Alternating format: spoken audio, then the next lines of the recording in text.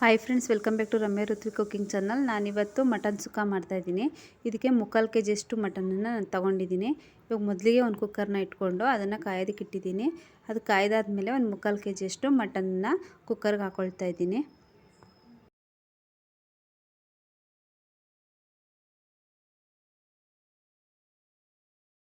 ಈಗ ಮಟನ್ನೆಲ್ಲ ಹಾಕಿದಾಯಿತು.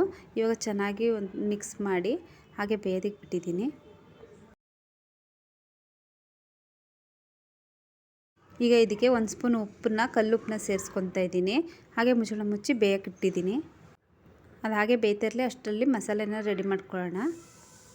ಈಗ ಮಸಾಲೆ ರೆಡಿ ಮಾಡ್ಕೊಳ್ಳೋದಕ್ಕೆ 1 ಸ್ಪೂನ್ ಅಚ್ಚಕಾರದ ಪುಡಿ, ಸ್ವಲ್ಪ ಸೋಂಪು, ಜೀರಿಗೆ, ಚಕ್ಕೆ, ಲವಂಗ, ಪಲಾವ್ ಎಲೆ, ಮರಾಠಿ ಮೊಗ್ಗು, ಒಂದು ಚಕ್ರ ಮೊಗ್ಗು, ಸ್ವಲ್ಪ ಸಾಸಿವೆ, ಸ್ವಲ್ಪ ಮೆಂತ್ಯ, 1 ಸ್ಪೂನ್ ಧನಿಯಾ ಕಾಳು, ಇಷ್ಟನ್ನು ನಾನು ರೆಡಿ ಮಾಡಿ ಇಟ್ಕೊಂಡಿದ್ದೀನಿ.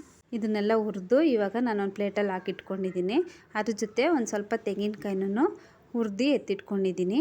ಈಗ ರುಬ್ಬೋದಕ್ಕೆ ಒಂದು ಈರುಳ್ಳಿ, ಒಂದು ಟೊಮೆಟೊ, ಸ್ವಲ್ಪ ಹುಣಸೆಹಣ್ಣು, ಸ್ವಲ್ಪ ತೆಂಗಿನ ತುರಿ, ಇಷ್ಟನ್ನು ನಾನು ರೆಡಿ ಮಾಡಿ ಇಟ್ಕೊಂಡಿದ್ದೀನಿ. ಈಗ ಇದನ್ನು ನಾನು ಮಿಕ್ಸಿ ಜಾರಿಗೆಲ್ಲ ಸೇರಿಸ್ಕೊತಾ ಇದ್ದೀನಿ. ಈಗ ಹುರಿದಿಟ್ಟಿರೋಂಥ ಧನಿಯಾ ಬೀಜ, ಚಕ್ಕೆ, ಲವಂಗ ಇದನ್ನೆಲ್ಲ ನಾನು ಸೇರಿಸ್ಕೊಳ್ತಾ ಇದ್ದೀನಿ. ಇದಾದಮೇಲೆ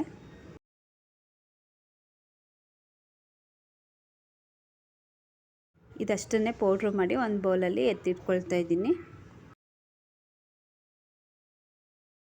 ಈಗ ಅದೇ ಜಾರಿಗೆ ಸ್ವಲ್ಪ ತೆಂಗಿನಕಾಯಿ ಮತ್ತು ಒಂದು ಈರುಳ್ಳಿ, ಟೊಮೆಟೊ, ಸ್ವಲ್ಪ ಹುಣಸೆಹಣ್ಣು,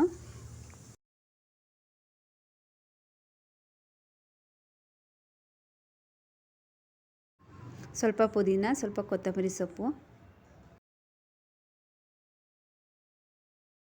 ಸ್ವಲ್ಪ ನೀರನ್ನ ಸೇರಿಸಿ ಇವಾಗ ರುಬ್ಕೊಂಡು ಮಸಾಲೆ ರೆಡಿ ಮಾಡಿ ಇಟ್ಕೊಂಡಿದ್ದೀನಿ. ಈಗ ಮಟನ್ ಎಲ್ಲ ಚೆನ್ನಾಗಿ ಬೇಯ್ತಾ ಇತ್ತು. ಈಗ ಮಟನನ್ನೆಲ್ಲ ಚೆನ್ನಾಗಿ ಒಂದು 7-8 ಕೂಗಿಸ್ಕೊಂಡು ಇವಾಗ ಅದನ್ನು ಒಂದು ಬಾಣಲಿಗೆ ಹಾಕ್ಕೊಂಡು ಅದನ್ನು ಬೇರೆ ಬಾಣಲಿನಲ್ಲಿ ಬೇಯೋದಕ್ಕೆ ಇಡ್ತಾಯಿದ್ದೀನಿ. ಈಗ ಅದು ಸ್ವಲ್ಪ ಬೆಂದಾದಮೇಲೆ ರುಬ್ಬಿಟ್ಟಿರೋಂಥ ಮಸಾಲೆನ ಇದಕ್ಕೆ ಸೇರಿಸ್ಕೊಳ್ತೀವಿ. ಚೆನ್ನಾಗಿ ಮಸಾಲೆ ಎಲ್ಲನೂ ಮಟನ್ನಿಗೆ ಚೆನ್ನಾಗಿ ಹಿಡಿಬೇಕು, ಆ ರೀತಿ ಫ್ರೈ ಮಾಡ್ತಾ ಇರಬೇಕು. ಈಗ ನೋಡಿ ನಾನು ಚೆನ್ನಾಗಿ ಮಿಕ್ಸ್ ಮಾಡ್ತಾಯಿದ್ದೀನಿ, ಮಸಾಲೆ ಎಲ್ಲ ಅದಕ್ಕೆ ಹಿಡಿಯೋ ಥರ.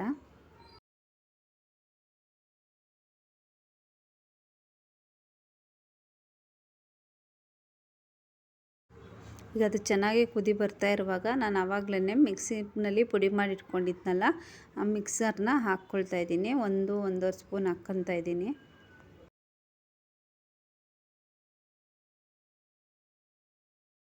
ಇದನ್ನು ಹಾಕಿದ್ಮೇಲೆ ಚೆನ್ನಾಗಿ ಮಿಕ್ಸ್ ಮಾಡಿ ಒಂದು 5 ನಿಮಿಷ ಬೇಯೋದಕ್ಕೆ ಇಡ್ತಾಯಿದ್ದೀನಿ.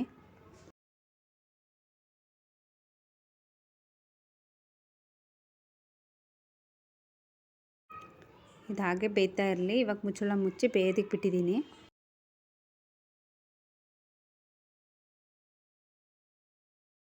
ಈಗ ಇದಕ್ಕೆ ಕಾಯಿ ತುರಿನ ಹುರಿದು ಇಟ್ಕೊಂಡಿದ್ನಲ್ಲ ಅದನ್ನು ಸೇರಿಸ್ಕೊಳ್ತಾ ಇದ್ದೀನಿ. ಅದನ್ನು ಸೇರಿಸಿದಾದ್ಮೇಲೆ ಚೆನ್ನಾಗಿ ಮಿಕ್ಸ್ ಮಾಡಬೇಕು. ಕಾಯಿ ತುರಿ, ಮಸಾಲೆ ಎಲ್ಲನೂ ಚೆನ್ನಾಗಿ ಮಿಕ್ಸ್ ಆಗೋ ಥರ ಮಿಕ್ಸ್ ಮಾಡಿ.